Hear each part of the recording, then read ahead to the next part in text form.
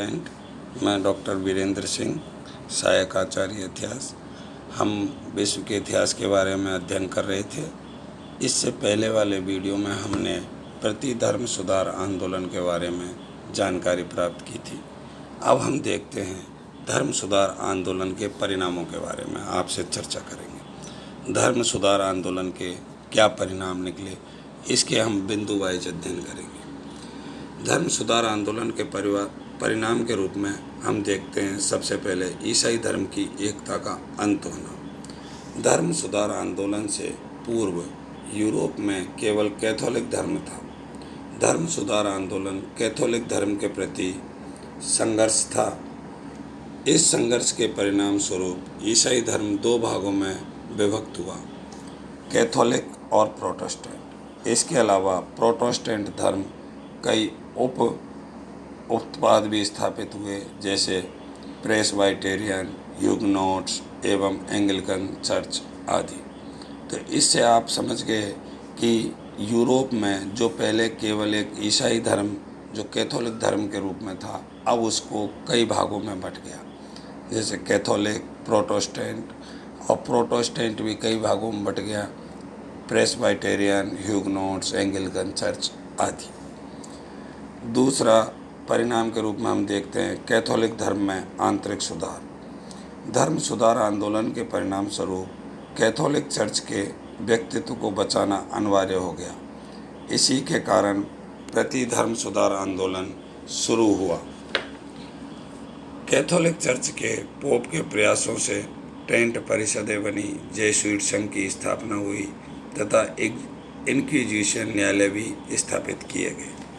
इस प्रकार हम देख रहे हैं कि कैथोलिक धर्म में जो पहले सुधार की कोई गुंजाइश नहीं थी, अब वहाँ पर सुधार कार्य किए गए। वहाँ के अंधविश्वास, आडंबरों को दूर करने के लिए ट्रेंट की परिषद, जेसुइट संघ, इंक्विजिशन न्यायालय, इनकी स्थापना की गई, जिससे कैथोलिक धर्म में सुधार हुआ।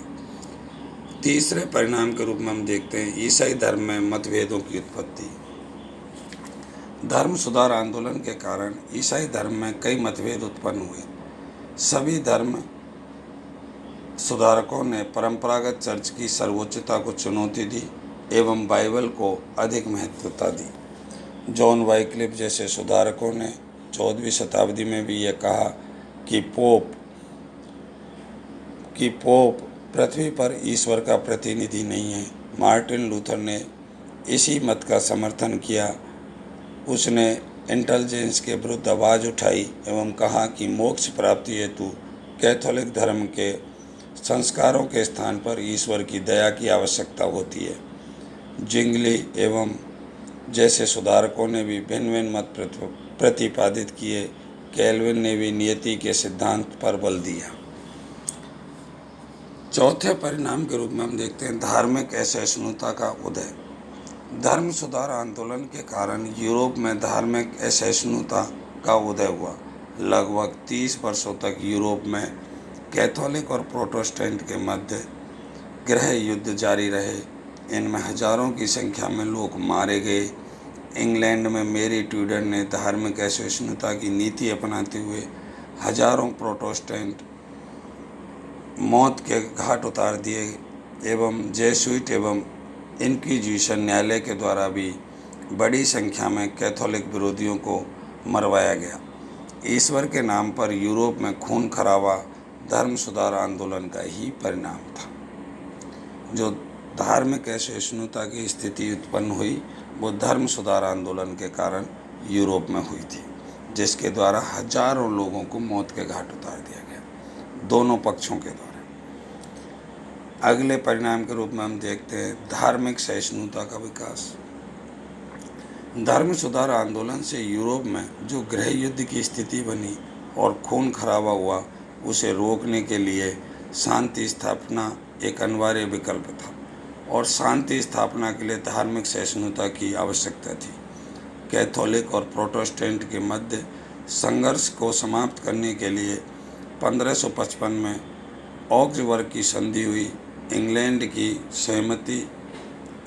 की प्रधानमंत्री एलिजाबेथ प्रथम ने धार्मिक सहिष्णुता की नीति अपनाई। फ्रांस के शासक हेनरी द्वितीय ने भी शांति की स्थापना हेतु नॉन्टेस के आदेश जारी किए। यूरोप में जहां ईश्वर के नाम पर खून खराबा हुआ, वहीं इसी के नाम पर शांति प्रयास भी हुए। अगला परिणाम के रूप में हम देखते हैं राजा की शक्तियों में वृद्धि।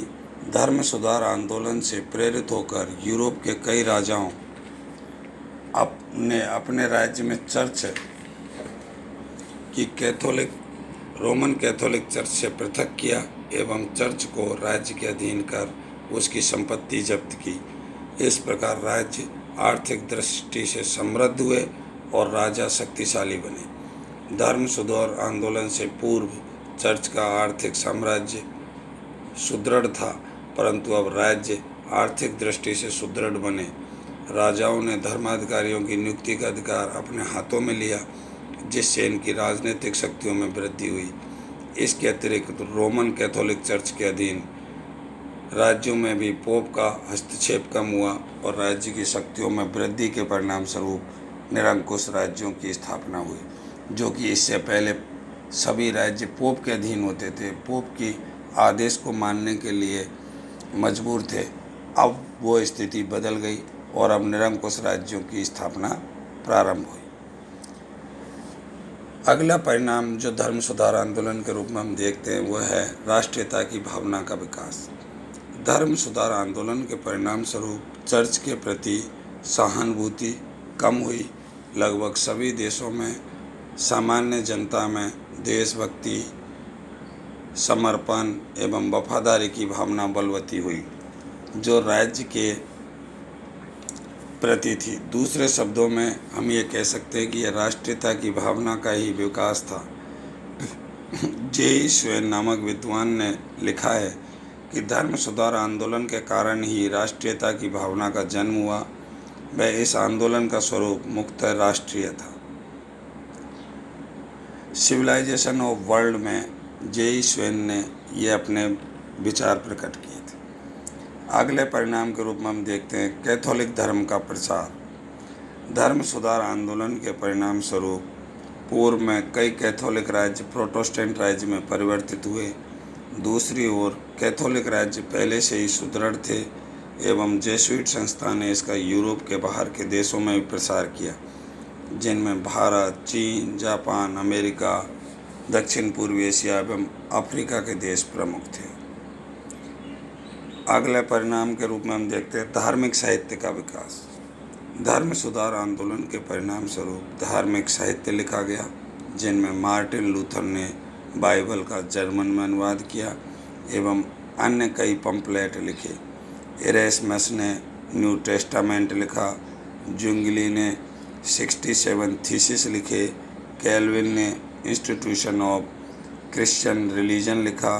इग्नातियस लोला ने स्पिरिचुअल एक्सरसाइज पुस्तक लिखी। इन सभी की धार्मिक साहित्य की उत्कृष्ट कृतियाँ माना जाता है। अगला परिणाम शिक्षा का विकास। धर्म सुधार आंदोलन के कारण कैथोलिक एवं प्रोटेस्टेंट दोनों ने धार्मिक शिक्षा पर अधिक बल दिया और दोनों के माध्यम से कई शिक्षण संस्थाएं स्थापित हुई जहां धर्म को महत्व दिया गया। इस प्रकार हम देख रहे हैं कि धर्म सुधार आंदोलन के कई परिणाम निकले, जो आपको एक एक करके हमने इस वीडियो में साझा किया आपके साथ। ये थे धर्म सुधार आंदोलन के परिणाम।